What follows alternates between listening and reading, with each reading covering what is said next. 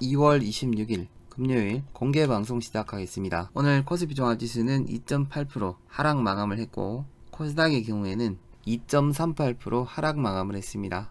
코스피 업종 차트를 살펴보면 60일선 부근에서 지지가 됐다는 것을 확인을 할 수가 있고 1월 11일 월요일날 3266을 찍고 상단 3200선과 하단 2940선에서 박스권을 만들고 있다는 것을 확인을 할 수가 있습니다. 코스닥의 경우에는 120일 이평선 부근에서 지지가 되고 있다는 것을 확인을 할 수가 있고 직전 저점 자리는 이미 이탈을 했는 상태죠. 코스닥의 경우에는 120일선이 지지가 되는지 코스피는 60일선이 지지가 되는지 3월 2일날 확인을 하시고 대응을 하셔야 될 것 같습니다. 삼성전자의 경우에는 최근 호재가 너무나 많았죠. 그런데도 주가는 상승을 못하고 있습니다. 오늘 3.28% 하락 마감이 됐고 전일날 기준선에서 저항을 받았고 오늘은 21선 아래에서 마감이 됐다는 것을 확인을 할 수가 있습니다. 삼성전자의 수급을 살펴보면 전일날 2021년도 들어서 가장 많은 외국인들과 기관들의 양매수가 들어왔었죠. 오늘 그 물량을 그대로 매도로 대응을 했습니다. 2021년도 삼성전자의 누적 순매수 금액은 13조 2천억 원을 넘어서고 있고 외국인과 기관들은 13조 6천억 원 이상을 순매도로 대응을 하고 있죠. 눈에 띄는 것은 연기금의 수급이 너무나 좋지 않습니다. 코스피 업종별 투자자 순매수도 살펴보겠습니다. 개인들이 3조 7천억 이상을 순매수로 대응을 했고 외국인과 기관들은 양 매도로 대응을 했습니다. 거의 모든 섹터에서 매도로 대응을 했지만 제조업 섹터와 전기 전자 섹터에서 가장 많은 매도가 나왔다는 것을 확인을 할 수가 있습니다. 코스닥의 경우에도 개인들만 순매수로 대응을 했고 외국인과 기관들은 매도로 대응을 했죠. IT 종합과 제조업에서 가장 많은 매도가 나왔고 거의 모든 섹터에서 매도로 대응을 했다는 것을 확인을 할 수가 있습니다. 선물 포지션의 경우에도 외국인들은 4조 4천억 이상을 매도로 포지션을 잡고 있죠. 3월 선물 옵션 동시 만기일까지 외국인들은 하방으로 베팅할 가능성이 굉장히 높죠. 선물 옵션 동시 만기일까지 국내 증시가 큰 상승은 없을 것으로 예상이 됩니다. 오늘 특징 뉴스를 살펴보겠습니다. 국내 코로나 신규 확진자는 406명이 발생이 됐고 사망자는 4명이 발생이 됐습니다. 거리두기의 경우에는 기존 단계에서 2주 동안 연장을 하기로 했죠. 저녁 7시 40분을 기준으로 전세계 신규 확진자는 35만 명을 넘어서고 있고 최근 브라질에서 신규 확진자가 확산이 되고 있습니다.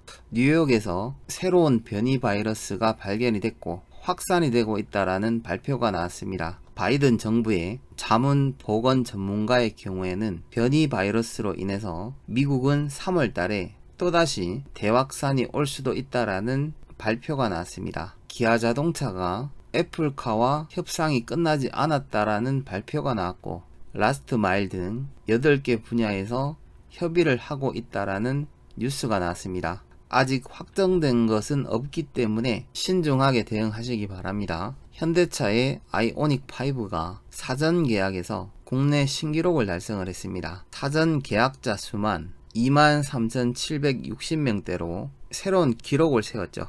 아이오닉은 올해 목표 판매 대수가 26,000대입니다. 삼성전자의 미국 공장이 최초 3일 동안 가동 중단이 된다라는 발표가 나왔었는데 한 달 이상 중단이 된다라는 발표가 나왔습니다. 올해 D램 가격의 경우에는 3개월 동안 51%가 상승이 나왔습니다. 2분기에는 10% 이상 더 오를 것이라는 예상치가 나왔습니다. 삼성전자와 SK 하이닉스가 반사이익을 볼 것으로 예상이 되고 있습니다. 미국 10년물 국채가 S&P 500 지수의 평균 배당 수익보다 높다라는 발표가 나왔죠. 전일 야간에 미국 10년 만기 수익률은 장중 1.614까지 상승이 나왔었고 1.539에 마감이 됐죠. 반면 S&P 500의 배당 수익률은 1.48%로 국채 수익률보다 낮아졌기 때문에 굳이 위험자산 쪽으로 투자할 이유가 없어졌다는 겁니다. 이틀 전 노무라에서는 미국 10년 국채 수익률이 1.5%가 되면 S&P 500 지수는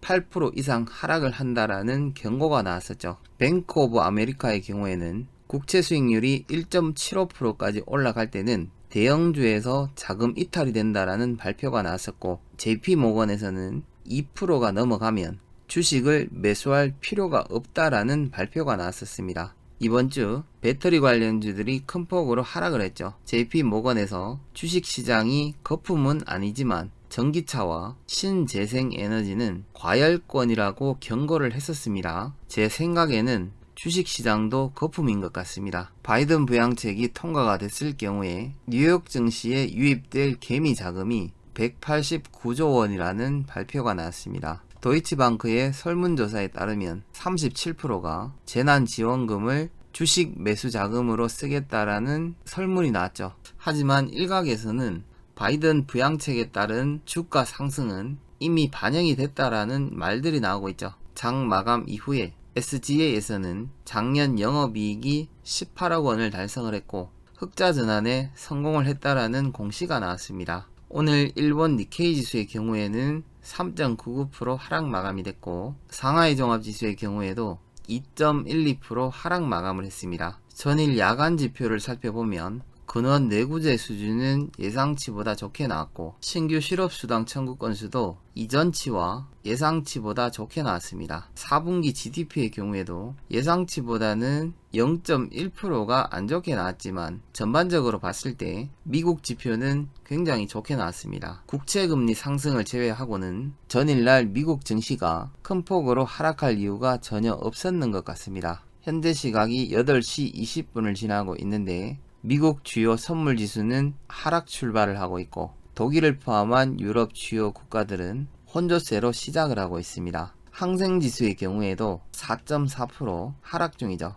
원달러 환율의 경우에는 1127원에서 거래가 되고 있습니다. 지난주 추천 종목 있었죠. PSK 이날 시가 이하에서 분할 매수가 됐고 오늘 종가 기준으로 37,150원에서 마감이 됐습니다. PSK의 경우에는 실적과 재무구조 굉장히 우수한 회사입니다. 비중 5%를 진입을 해 있는 상태죠. 손절가를 짧게 잡으실 분들은 121선 정도를 이탈 시 손절로 잡으시면 될 것 같고 조금 시간이 걸리더라도 반드시 수익권에서 정리를 하실 분들은 121선 부근인 35,000원까지 밀려주면 비중 5%를 추가 매수하시면 될 것 같습니다. 저 역시 마찬가지로 121선까지 밀려주면 비중 5%를 추가 매수할 생각입니다.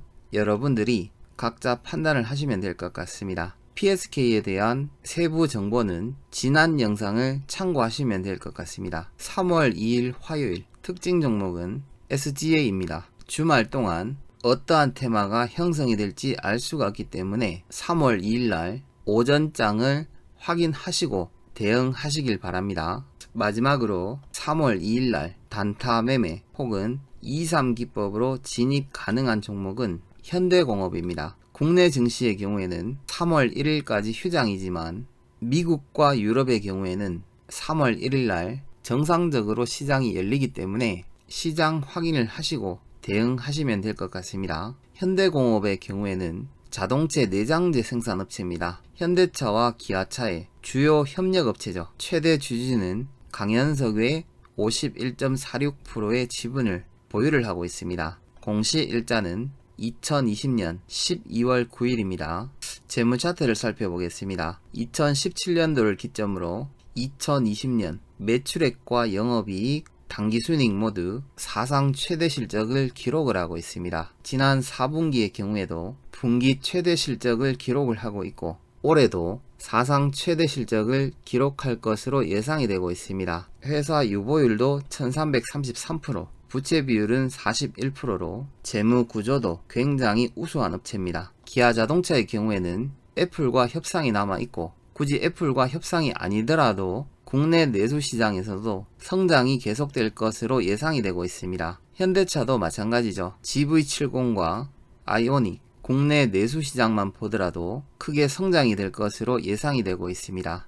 역대 코스피 차트를 살펴보면 2008년 금융위기 때 급락이 나왔다가 완만하게 상승이 됐었고 그리스 디폴트 우려일 때도 급락이 나왔다가 완만한 반등이 나왔었습니다. 이번 코로나 때는 급락이 나온 이후에 너무나 급하게 상승을 했죠. 국내 증시를 버핏 지수에 대입을 해보더라도 버핏 지수가 100에 근접을 했을 때 주가는 급락이 나왔었고 이러한 구간이 3자리 정도가 있었죠. 현재 코스피 종합지수는 너무나 과열권입니다. 미국의 경우에는 국내보다 훨씬 더 심각한 상태죠. 버핏 지수만으로 시장을 판단할 수는 없지만 외국인과 기관들의 수급을 보더라도 매수를 해주는 메이저 주체가 없습니다. 특히 연기금의 경우에는 2020년 12월 24일 이후에 단 하루도 매수한 날이 없었죠. 코스피 누적 순매수 금액을 살펴보더라도 개인들만 30조 이상을 순매수로 대응을 하고 있고 외국인과 기관들은 개인들이 매수한 물량을 매도를 하고 있습니다. 특히 전기 전자 섹터를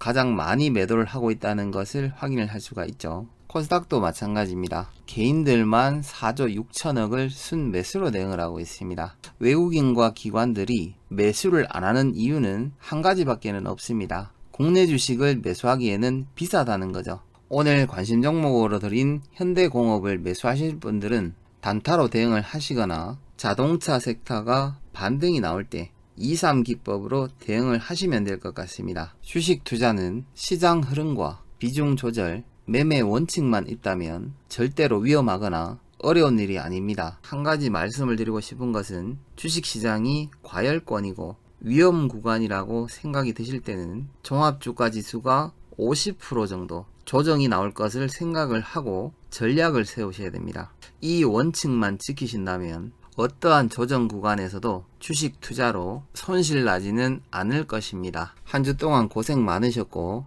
다음 주에는 구독자님들의 보유 종목 모두 크게 반등이 나오기를 기대해 보겠습니다. 영상이 도움이 되셨다면 구독과 좋아요, 한 줄 댓글이라도 남겨주시면 공개방송 영상 제작과 종목 발굴하는 데 있어서 가장 큰 힘이 될 것 같습니다. 영상 시청해 주셔서 감사드립니다.